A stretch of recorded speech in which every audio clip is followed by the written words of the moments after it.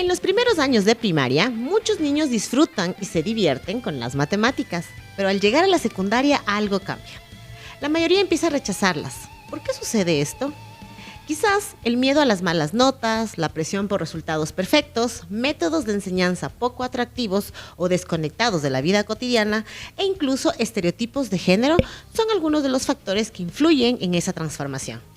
En este programa queremos conversar sobre esas diferencias en el interés entre niños, niñas y jóvenes hacia las matemáticas y reflexionar sobre cómo lograr que esta ciencia vuelva a despertar curiosidad, creatividad y entusiasmo en todas las etapas de la vida.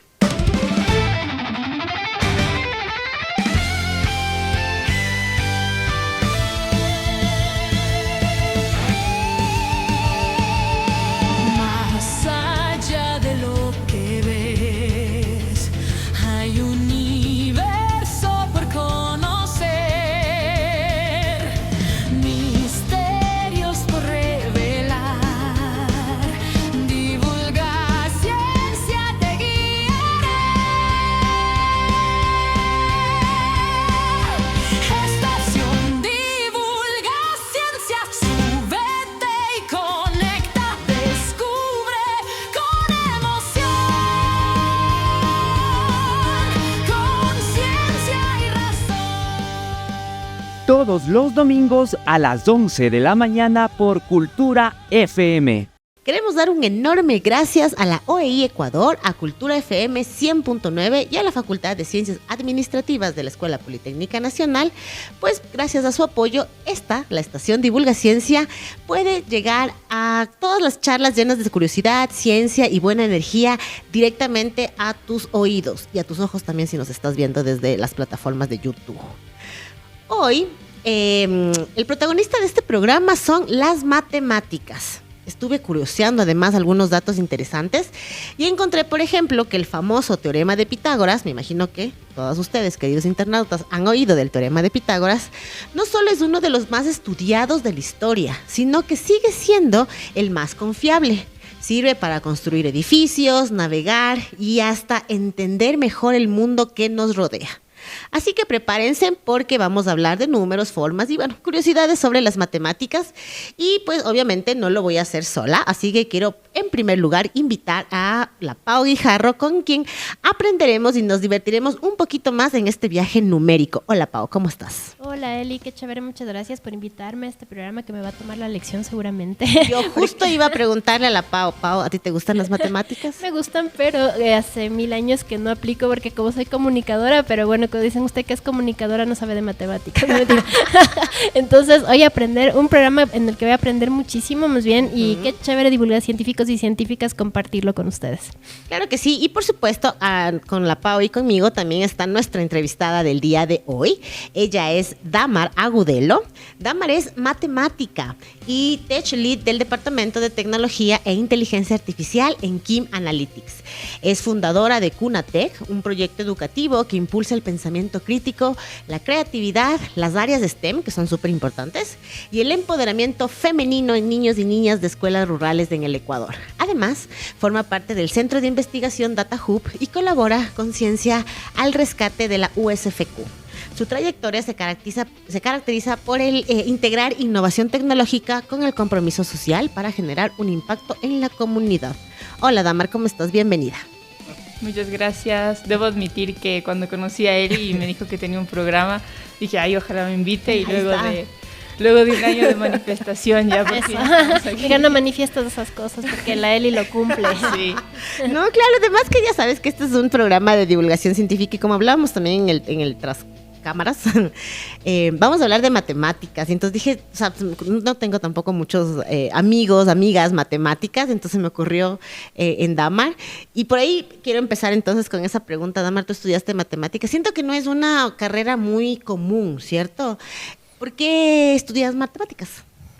Bueno, yo siempre fui buena en matemáticas en el colegio, pero de ahí no nació mi interés por estudiar matemáticas. En realidad no sabía no sabía que existía una carrera de matemática pura, sino que buscaba carreras más relacionadas a la matemática. pero quien me impulsó, o bueno, más me obligó a estudiar la carrera fue mi papá. Wow. Hay un chiste interno de que hay matrimonios arreglados, en cambio en mi caso fue una carrera. Pero tal y como suele pasar en ciertos matrimonios que se terminan enamorando, justo yo ya dentro de la carrera sí completamente me enamoré. Wow. Pero ¿pensabas en estudiar otra cosa antes, así como que te interesaba a ti otra rama? Sí, yo pensaba estudiar ingeniería civil, pero justo por la conexión que tiene con la matemática. Chévere, ya. Pero o sea, siempre estaban las matemáticas como ahí, ¿no? Integrado. No fue tanto una obligación de papá de decirte estudias de esto, sino que había un interés. Claro. ¿Cómo nació ese interés? ¿Quién te motivó? Porque a veces tenemos una persona, tenemos un suceso, una actividad ahí que nos atrapa, ¿no? ¿Cuál fue en tu caso para que estudies matemáticas? Yo creo que está fuertemente impulsado esto porque toda mi familia es profesora, vienen de profesores. Mi mamá es profesora, otra persona a la que considero también mi mamá es profesora, los amigos de mi mamá son profesores, entonces yo vengo de un núcleo en donde todo el mundo, mi tía es profesora, todo el mundo es profesor. Wow. Entonces tuve este approach diferente de no temerle a las matemáticas de niño porque siempre tuve un acompañamiento previo a, ok, no entiendes, ven, yo te explico, y al ser como que la hija de la profesora, si bien había mucha más presión, también había mucho más apertura a encontrar nuevas dinámicas, encontrar nuevas metodologías. Claro. Entonces nunca tuve este miedo a no poder resolver el ejercicio. Y por ejemplo, tú ahora, bueno, ya como profesional y todo, ¿de alguna manera te has involucrado o has llegado a conocer cómo funciona esto en las matemáticas en los niños y jóvenes, ¿no? Y Damar me mandaba también cierta información y nos decía, o me decía, que a los niños les empiezan gustándole las matemáticas, pero cuando ya llegas, no sé, al colegio, a la secundaria, ya no te gustan las matemáticas. ¿Por qué pasa esto? Creo que viene mucho también de la parte lúdica, porque cuando eres niño, ¿cómo te enseñan matemáticas? Te enseñan jugando, te enseñan descubriendo, claro, te enseñan sumando, se conecta mucho con tu vida diaria, que en este punto es jugar, ¿no? Entonces para ti las matemáticas como niño es, ok, vamos a jugar, vamos a descubrir, vamos a explorar. Pero cuando ya pasas a un ambiente mucho más grande, al colegio, viene esta idea de, no, ya no somos niños, ya no vamos a jugar, sino que nos vamos a encerrar en un cuarto de 4 paredes, estar 7 horas aprendiendo. Resolviendo ecuaciones, ese tipo de cosas. Exacto, y viene mucho la metodología y se privilegia mucho la memorización. Claro. Tienes que memorizar y tienes que seguir patrones. La creatividad completamente sale del juego, ya no conectas con las matemáticas, sino que tienes que hacer lo que tienes que hacer porque lo tienes que hacer, y si no lo haces como lo dice el profesor, exacto, no tienes buenas notas. Y te generan miedo, ¿no? Yo me acuerdo que yo a mi profesor, pero bueno, no de matemáticas sino de física, le generé un miedo y por ende ya la materia para mí era una tortura, ¿no? Porque es esto, o sea, te imponen cosas y la memoria y no sé qué, pero justo qué interesante lo que dices, Damar. ¿Cuál sería esta forma de enganchar a los jóvenes, ¿no es cierto? No perder tal vez el juego, porque como bien tú dices, les corta la creatividad así de forma tan radical, y es por eso que empiezan tal vez a alejarse del interés a estudiar estas de materias, ¿no es cierto? Como matemática, física. ¿Cuál creerías tú que en la adolescencia, o sea, qué tipo de metodología, de pedagogía puede funcionar para que a los chicos vuelvan a interesarse, vuelvan a despertar ese interés en estas ciencias? Yo creo que ahí sí sirve mucho conectar con los intereses de los estudiantes. O sea, por ejemplo, ¿a ti te gusta la música? Bueno, justo ahí esta desconexión. Siempre te dicen, tienes que aprender matemáticas porque la matemática está en todo, pero nunca te muestran. ¿En dónde? ¿En dónde? ¿Dónde está? Es un Dios que está por ahí, no lo vemos, pero no sabemos cómo existe. Justo. Entonces es lograr encontrar esta relación. ¿Te gusta la música?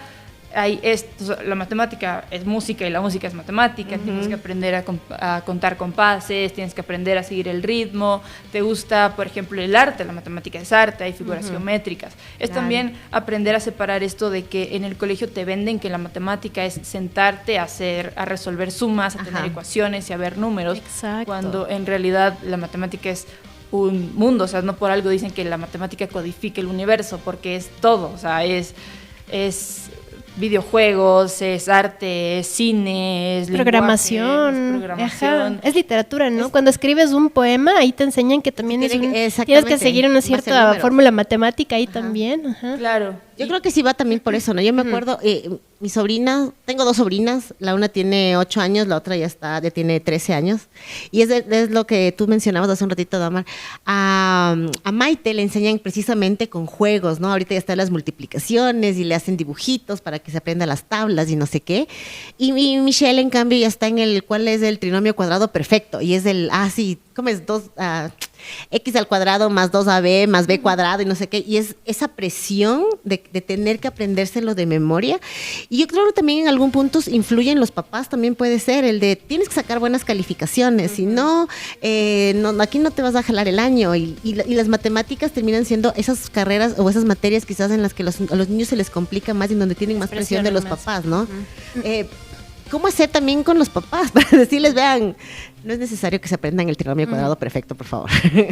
Honestamente, esa es una pregunta a la que todavía no le encontramos respuesta. Desde el proyecto que estoy liderando, Cunatech, nos hemos enfrentado a grandes problemas y hasta los profesores te pueden decir, los niños son un encanto, se puede trabajar con la malla, aunque es difícil, pero el mayor problema de todos siempre terminan siendo los papás de familia, que vienen y a los niños les piden y le exigen calificaciones perfectas, cuando a la vez es doble moral, porque estoy segurísima que ellos se jalaron matemáticas, seguramente se jalaron matemáticas.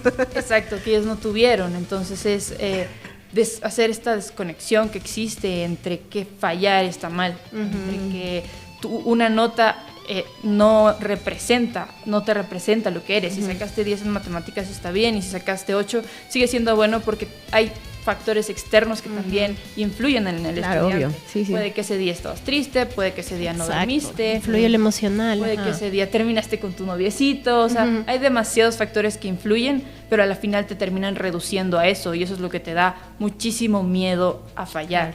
Y este rol de los padres debería ser de acompañamiento, como tú bien dijiste, tú tuviste la suerte de tener por tus padres, al ser profesores, pues te hacían un acompañamiento, y ese es el rol que deben tener los padres, no de exigir, sino más bien, a ver, si estoy fallando, si tal vez mi debilidad son las matemáticas, pues ¿qué podemos hacer? Yo me acuerdo que mis papás me ponían un profesor particular por último, ¿no? Para decir ya, alguien que conecte conmigo y que me pueda enseñar de una forma más didáctica, más amigable, porque lo contrario sí se te vuelve un trauma. O sea, yo hasta el día de hoy creo que sueño que no me graduaba del colegio por esa física, así como que sí se te convierte, porque no hay ese acompañamiento realmente que sea bueno, ¿no es cierto? Y en ese sentido, solo preguntarte, Damar, cuando ustedes tienen estos padres que vienen así y como dices, no hay la respuesta, pero siempre son los padres, ¿qué tipo de charlas tal vez o asesoría les dan a ellos para que justo no les hagan a sus hijos este problema, ¿no es cierto? No les arrastren a este problema.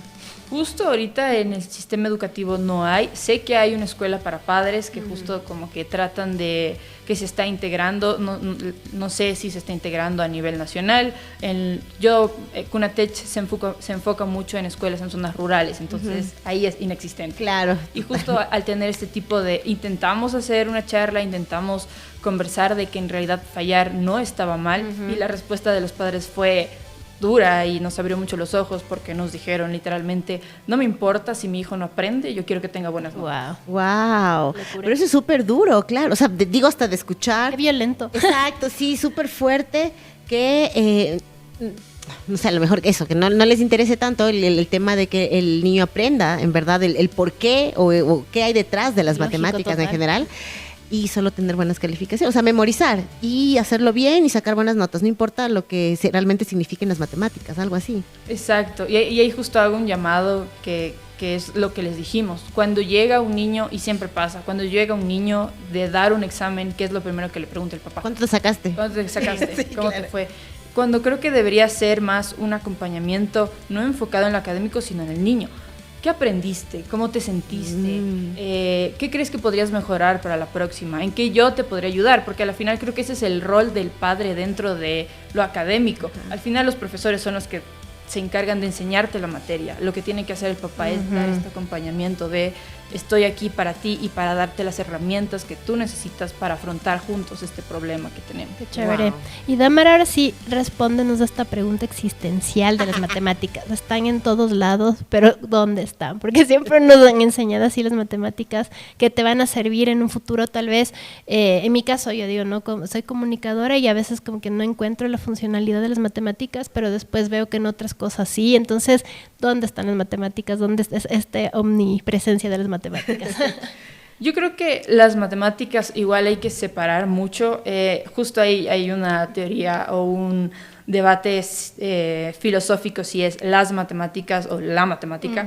Y justo hablando con un profesor decía, la matemática es en término universal y se suele simplificar a las matemáticas porque hay diferentes tipos. Está matemáticas discretas, matemática abstracta, que se va separando por núcleos. Entonces, en el colegio, o al menos la mayoría de nosotros, creemos que las matemáticas son números y por eso es difícil encontrarla en la comunicación. Creemos que las matemáticas son cálculos y por eso es difícil encontrarlo en la música, en el arte. Pero en realidad la matemática está en todo porque son figuras geométricas y al menos la que a mí más me gusta y con la que yo más me quedo de toda una carrera de matemática pura es en el razonamiento y en la lógica. Ay, a mí me encantaba cuando a mí me dieron eso también en la parte ingenieril de mi rama académica, me dieron la lógica y era súper chévere, súper bonito. Pero bueno, no sé, es que creo que también...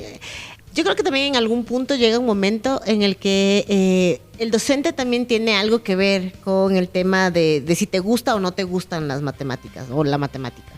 En zonas rurales, por ejemplo, que es donde tú trabajas, en donde obviamente vamos a ver un montón de problemáticas sociales además, vemos que hay profesores que a lo mejor ese único profesor además les da ciencias naturales, además les da ciencias sociales, educación física, todo ese mismo profesor. Eso también puede influir en esa percepción positiva o negativa que pueden llegar a tener los niños en las matemáticas. Sí, completamente. O sea, algo que yo sí soy partidaria es que ahorita algo que está haciendo el sistema que yo no estoy de acuerdo, pero que entiendo que viene de un problema que se arraiga de mucho atrás, es que cualquier persona puede llegar a ser profesor.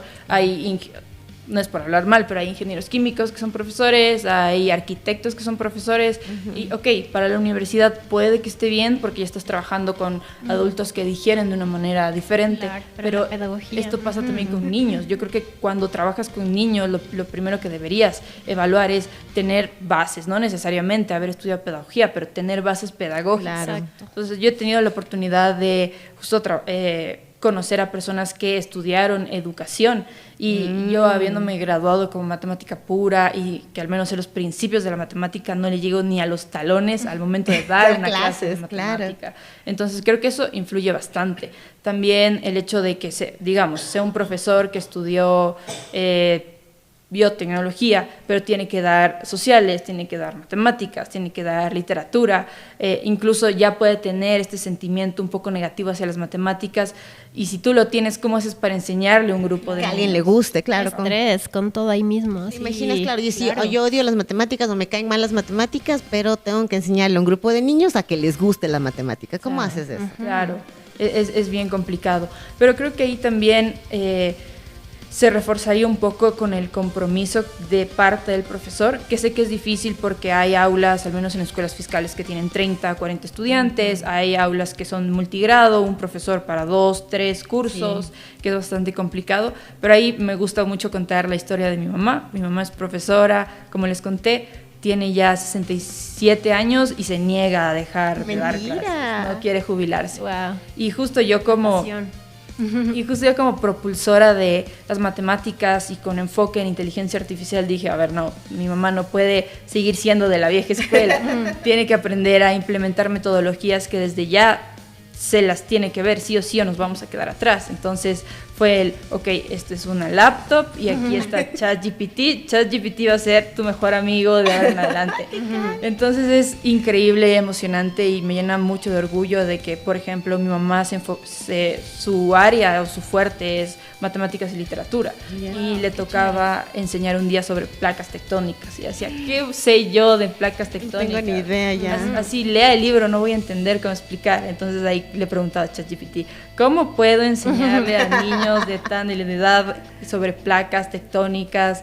Y ahí justo hablando de eso y con el proyecto de Cunatech hicimos el experimento del volcán, que se le pone el bicarbonato y se le para pone que salga, y sale, y justo ahí lo ven, lúdico, lo entienden, lo visualizan y ahí ya se puede implementar un poco la explicación de las placas tectónicas, de la lava, de todo lo que sucede. Wow, qué maravilloso, bacán. ChatGPT, te queremos. Oye, y bueno, efectivamente es complejo, digo, enseñar. Yo estoy de acuerdo con lo que tú decías. No es fácil pararse frente a, no sé, 30, 40 niños y tratar de explicarles el teorema de Pitágoras, de cosas así. Necesitas en verdad una base pedagógica. Pero no sé, por ejemplo, desde tu experiencia de trabajar con Cunatech, por ejemplo, y trabajar en áreas rurales, ¿tú crees que desde el Estado se preocupan por mejorar la pedagogía de los profesores, o a veces al profesor le toca a él mismo tratar de mejorar, de aprender? No, ahí sí creo que del Estado no hay un acompañamiento. Puede que haya en zonas urbanas de cierta manera, pero al menos las zonas rurales están completamente abandonadas. Entonces ahí sí se ve mucho el esfuerzo de los profesores de buscar soluciones. Y creo que otro problema que también sucede en las zonas rurales es algo que casi no se ve o no es tan común en las ciudades, y es que no solo te toca trabajar con el estudiante, sino con el contexto. O sea, a veces ellos tienen problemas familiares. Por ejemplo, un caso que de verdad me tocó mucho, y a pesar de que yo soy de una zona rural, como que sí vi demasiado mi privilegio, fue que justo teniendo estas conversaciones con los padres, vino una madre de familia y dijo: ¿puede mi hijo hacer los deberes con la profesora luego de la clase? Porque la verdad es que yo trabajo recogiendo cacao y mi niño se queda con su abuela y todos en la escuela somos analfabetos y mi hijo es la primera persona que está teniendo acceso a la educación. Wow, ¿te imaginas de eso? Qué chévere, ¿no? Son realidades en verdad ahí un poco más complejas, y me encanta tu proyecto, Damer. Qué chévere que ustedes vayan a esos lugares y un poco puedan asesorar también a los docentes, porque a veces es lo que dice la Eli, es un docente para tantos, o tal vez estas escuelas que tienen un montón de alumnos, que eso no ha cambiado, ¿no? Yo también vengo de esa era en la que éramos hasta 60 veces en una sola aula, y es increíble, ¿no? Porque no es una, o sea, es una enseñanza bastante así general, no muy funcional. Ahí el que aprende, o sea, ahí es así, no se van a dar el tiempo de imagínate, tantos niños ahí mismo hacinados en un aula. Entonces yo creo que eso ha cambiado ahora, hay un poquito más bueno, también es, ¿no?, el poder adquisitivo que tengas, puedes poner a tu hijo en otras escuelas, pero qué chévere tu proyecto, me parece genial que tú además esta pasión que tienes por tu carrera, por la matemática, la llevas a estos lugares y también inspiras. Entonces ahí escuché en tu presentación que tú haces esto, ¿no es cierto? Inspiras a niños, niñas para que estudien estas carreras de STEM. ¿Cómo es ese proceso? Cuéntanos un poquito cuáles han sido estos resultados que tú has obtenido, porque ahí también hay otro tema, ¿no es cierto? Y es el tema de que hay más acceso de hombres a estas carreras más que mujeres, a las niñas tampoco les dan esta motivación. Entonces, ¿cómo es el proceso que tú vives y cuál ha sido esta experiencia? Cuéntanos un poquito. Bueno, mi interés por ir promoviendo la presencia de mujeres en las carreras STEM viene desde la universidad. Ahí fundamos la primera asociación de mujeres AWM de Latinoamérica. Wow. Y es justo buscando esta representatividad femenina en estos campos STEM.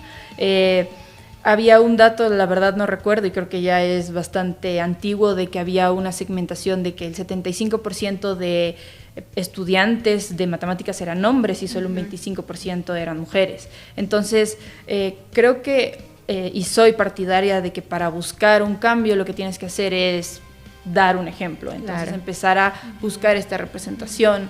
Estas son las mujeres, y es muy diferente a que venga un profesor justo a las zonas rurales a decir, las mujeres pueden estudiar matemáticas, a que venga yo y diga, claro, yo soy matemática y aprendí. Exacto. Y te estoy enseñando. Y desde lo vivencial se llega, ¿no? Claro, y muy aparte de las matemáticas, es justo empoderar a estas niñas, tú puedes ser lo que tú quieras ser.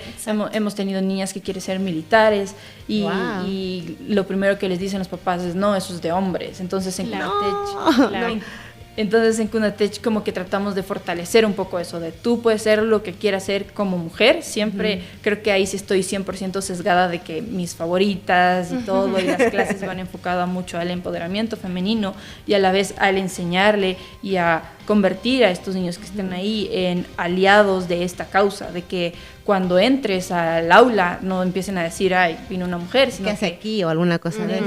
sean los que en realidad te den support Claro. al momento de estudiar. Y bueno, y entrando un poco también en ese tema de género, ¿no? Que digamos que a ratos es hasta transversal pareciera, ¿no? Que en todo, como las matemáticas, los problemas de género también están en todo. Hablábamos también, Dama me daba unos datos de que detrás de esta problemática de cómo también a los niños y a los jóvenes tienen esa diferente perspectiva o percepción positiva o negativa de las matemáticas, también es una cuestión de género, porque Damar me decía que hay muchas veces que se les dice, ¿no? A los niños, pues los niños son mejores en matemáticas, las niñas no. Pero basado ¿En serio en qué, no? todavía existe ese pensamiento? ¿Y en qué se basa? O sea, Sí, en realidad creo que es un mito infundado, igual es un mito infundado desde que anteriormente no se quería la presencia de mujeres en nada, sí, en en nada, exacto, básicamente. o en entornos académicos. Y es fuerte porque mi mamá fue mi profesora y la persona que me dijo a mí es que tú no vas a ser mejor que él porque tú eres mujer y los hombres son mejor que las mujeres, matemáticas. fue mi mamá. Entonces también vamos por ahí rompiendo Sí. estos estereotipos Sí, sí, de que total. no, y no por ser mujer vas a ser diferente, no por ser mujer vas a ser menos, o no por ser mujer vas a aprender a un nivel. Sí traemos con nosotros muchos altercados que arrastramos, como el que tuvimos que acceder a la educación mucho más tarde y por eso hay mayores puestos de poder en Exacto. hombres, porque nosotros empezamos desde mucho más después. Es justo, hay una frase que dice, no me demoré más en llegar, sino que yo vengo desde mucho Desde más más- lejos. exactamente. Qué chévere, Damar. Y justo cuando tú decías, a veces pienso que estoy sesgada, no es de eso, sino que estos argumentos que tú estás dando, lamentablemente, Son correctos. todavía tenemos que luchar por este acceso, por estos derechos de las mujeres, ¿no es cierto? Muchas veces las personas que trabajamos en género somos vistos como eso, ¿no? Como que somos una piedra en el zapato, como que nos quejamos por todo, somos las dramáticas Y es y como, estamos... no. Exacto, pero ahí estás dando tú muy bien los argumentos. Todavía tenemos que trabajar en este tema, en la ciencia sobre todo muchísimo, porque todavía se cree que siempre se cree el referente del científico hombre, ¿no es cierto? El descubridor, el que hizo las cosas, pero hay muchas mujeres detrás de esto y me parece muy chévere lo que tú decías también desde lo vivencial, llegarles a los niños, a las niñas, tú ahora diciéndoles, miren, yo soy una matemática, yo ahora trabajo en esto y esta es mi experiencia. Creo que esas son las historias de vida que van a calar en estas chicas. Eso me parece, te aplaudo por eso, Damar, y me parece increíble que en tu proyecto lo tomes en cuenta. Y con los jóvenes, ¿cómo has recibido esto? Por ejemplo, tú entras a un colegio ya, porque con los adolescentes es bien difícil por esto, porque escuchan de sus padres, escuchan de todo lado. ¿Cómo has recibido tú cuando vas y les das una charla sobre esto? ¿Hay interés? ¿Se interesan por estudiar? ¿Ya lo ven con otros ojos? En realidad con quien mejor tengo recibimientos con los niños, o sea, justo participando con Ciencia al Rescate, que también lo que busca es promover carreras STEM, llegas a escuelas y todos corren y saben que es el momento de hacer experimentos. ¡Ay, qué lindo! Y están súper emocionados y es su hora favorita del día. Lo mismo pasa con Cunatech, es como que su hora favorita de toda la semana. Pero cuando ya vas como parte de la universidad, también participé en el primer Museo Interactivo de Matemáticas, que será ya más enfocado en colegios, y de verdad no hay. O sea, Solo ver la cara nomás de Dama, así con no. éramos todos los están llenos y nosotros ahí parados, nadie pasaba y si pasaban como que nos quedaban viendo raro. Por ahí solo los que de verdad sí tenían una pasión por las matemáticas medio se acercaban. Entonces creo que ahí sí hay que, ya es mucho más difícil porque es justo... Es que ya vienen, me imagino, también con ideas preconcebidas, ¿no? Claro. De matemáticas, bueno, en general. Entonces ya dicen, no, eso es aburrido o eso no me gusta, Exacto. entonces ya no tienen interés, no se despierta el interés. Claro, justo esta idea de el miedo a fallar y esta falta de motivación es lo que te hace crear esta aversión a las matemáticas. Y hay muchos niños, bueno, ya muchos jóvenes que dicen, no, es que yo soy malo, y ya lo catalogan como el malo, incluso hay profesores que ya Le dicen que es el malo, entonces, no, es que tú no puedes matemáticas. Y cuando vienes a darle o a dar alguna nivelación o dar una capacitación con este tipo de chicos, Claro. dicen, no, es que yo no puedo, yo no sé. Es como O sea, que tú ya empiezas cuesta arriba ya. ajá, ya es complicado, pero es la verdadera pregunta es, tú sí sabes. La cosa es que no te han enseñado de la metodología con la que tú puedes. Exacto. Quizás tú eres más visual, Exacto. quizás a ti hay que enseñarte con música, quizás tú eres hiperactivo y que hay que enseñarte de otra manera,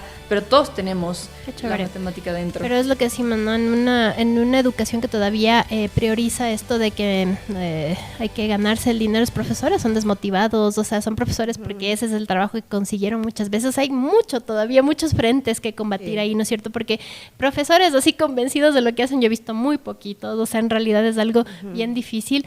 Y otra cosa que a mí me preocupa es que también enseñas todavía para la competencia, ¿no es cierto? Para sobresalir, siempre tienes que ser competitivo y eso luego se proyecta en el tema profesional, porque nosotros trabajamos en lugares en los que todo el tiempo la gente te está poniendo el pie para que puedan sobresalir, y eso pasa desde las aulas. Entonces, y con las matemáticas pasa. Yo te cuento mi caso de trauma, sigo contando mis traumas de aquí, pero yo me acuerdo que este profesor cogía y te entregaba los exámenes desde la nota más alta hasta la más baja, ¿cacha? Sí, ordenaba. Sí. Entonces Yo tú me te acuerdo quedabas también así hacían como eso. que, wow. ¿Te Entonces, imaginas que tu nombre suena al final? Así exacto. como la que tiene 0. Hijo de- Exacto. Ay, Entonces, y no. te hacía quedar mal, te exponía, ¿no es cierto? Emocionalmente Cierto. te hacía sentir muy mal. Pero eso sigue habiendo, ¿no es cierto? Tú debes haber visto en esto, ahora que estás más cerca de las aulas, de los niños, hay todavía los profesores siguen con esos métodos de enseñanza. Es algo que todavía tenemos que enfrentar. Yo no he visto que sea así ya tan grave, pero sí he visto mucho que se propaga este miedo a fallar y que está hermetizado en la sociedad, muy aparte de las matemáticas. Es como fallar está mal, cuando en realidad fallar es lo que te acerca al éxito. Claro, exacto. Entonces, justo hicimos un experimento que resultó experimento porque en realidad era una actividad con los niños de Cunatech, y es que ellos tenían que crear un carrito hecho con materiales reciclados, propulsado por un globo o por algo. Wow. Que es un experimento bastante fuerte para niños de 11 o 12 años, pero yo dije, a ver, veamos qué tal nos va. Nos fue pésimo. Nos fue pésimo.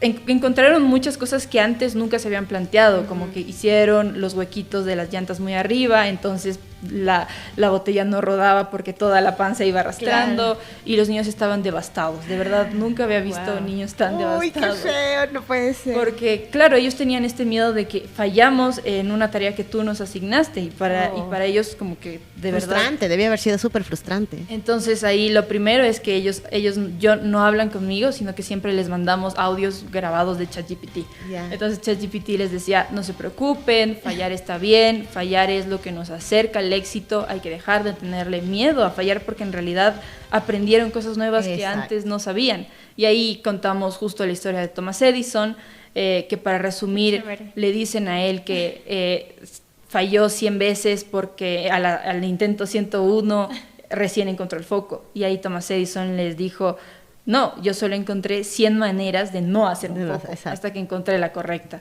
Y luego en la prueba como que les pidieron que cuenten la historia y fue la pregunta en la que todos se explayaron y escribieron media hoja y les encantó. Y ahí rompimos este miedo a Qué bien, fallar. qué bien, qué bien. Tenemos entonces, creo que hay un camino súper largo por delante porque hay que cambiar mentalidades, la mentalidad de los papás, la mentalidad de los profesores, el sistema educativo en general. Creo que al final sí metemos a los niños en este miedo de las matemáticas también es porque están queriendo seguir lo que el sistema les indica y creo que eso es un problema. Hay que cambiar muchas mentalidades, pero me parece súper bonito y me uno a las palabras que decía la Pau, que estés trabajando con estos niños y que estos niños en verdad estén teniendo una mentalidad diferente, que les gusten las matemáticas, que quieran estar en áreas de STEM, que las niñas quieran estar en áreas de STEM también. Y bueno, obvio que tú seas un ejemplo para ellas, es súper chévere, así que me uno a las palabras que decía la Pau también. Y bueno, nada, el tiempo se nos va acabando ahorita. Algunas palabras finales, no sé, Damar, sobre las matemáticas. Inspírales a las chicas, con las a las matemáticas. divulgas científicas que nos están viendo. Más que palabras, como que me gustaría hacer un ejercicio que fue lo que a mí me abrió los ojos en las matemáticas. Entonces, para ustedes tengo una pregunta súper, ahora sí les voy Ya a me tomar la jalé. decisión. Y es, No me frustres, no quiero salir frustrada. y es ¿por qué raíz de 2 es irracional? Ay, no sé, eso suena más a chiste. Chiste. Adivina, No ChatGPT, sé. espera, le voy a preguntar a mi Ah, amigo. eso sí podemos ChatGPT. preguntar a ChatGPT. No pueden. Pero, No sé. No, tampoco sé. no, o sea, justo esa fue la pregunta que me hicieron en mi primer semestre en la universidad y yo quedé igual que ustedes. Claro. O sea, ¿por qué raíz es irracional? Porque es irracional. Mi mamá me dijo que es irracional, mi profesor de matemáticas me dijo que es irracional, ChatGPT me dijo que es irracional, aunque en ese entonces todavía no existía, pero ahí como que tuve este despertar, diría yo, de que es verdad, toda mi vida he venido aceptando cosas que me dicen como verdades absolutas. Wow. Nunca me pregunté yo por qué es irracional. Y eso es lo que me encanta a mí de la matemática pura, que no te hace aceptar verdades absolutas, sino que tú tienes que ir construyendo y tomando axiomas y tomando conocimiento que ya tienes previo y construyendo tu propia verdad. Y justo ahí aparece una de las palabras temidas y amadas por los matemáticos y demostrando que en realidad Claro que sí. raíz de 2 es irracional. Y eso lo extrapolé a mi vida y fue como que es verdad. Toda mi vida he aceptado verdades de religión, he aceptado verdades de política, de vida social y nunca me he tomado el tiempo de tomar ideas de unos, ideas de otros, tomar mi propia perspectiva y unir todo, construir. En realidad mi verdad. Entonces, creo que eso para mí son las matemáticas, más que números, más que fórmulas, es el tener el poder de unir pedazos de información, de hallar la lógica y construir y demostrar tu propia verdad. Qué bien. Qué lindo, Damar. Fue súper chévere tenerte aquí. Te voy a invitar otra vez, no sé, vamos a hablar de algunas cosas. Yo me olvidé, cierto, también de contarles. Yo a Damar la conocí cuando hicimos el monólogo de Ellas y la Ciencia. Oh, wow. Y ella explicaba cómo las matemáticas se unían o cómo complementábamos las matemáticas con el cambio climático. Y estuvo súper chévere. Además, les recomiendo, vayan a ver otra vez el de Ellas y la Ciencia. Entonces ahí conocí a Damar y las matemáticas están en todo el mundo. Entonces yo creo que podemos invitarle a Damar y hablar de un montón de otras cosas más detrás de las matemáticas. Hay justo un interés entre la matemática y la inteligencia artificial que es muy interesante. Chévere. Ese va a ser entonces nuestro programa, Siguiente el siguiente tema. programa. Bueno, nos vamos a ir ahorita a el segundo bloque y ya volvemos.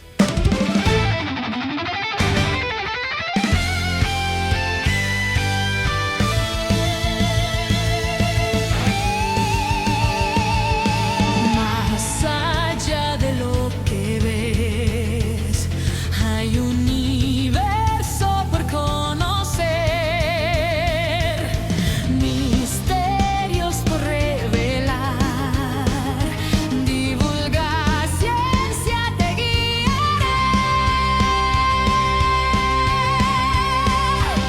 Estación Divulga Ciencia, súbete y conecta, descubre con emoción, con ciencia y razón. Todos los domingos a las 11 de la mañana por Cultura FM.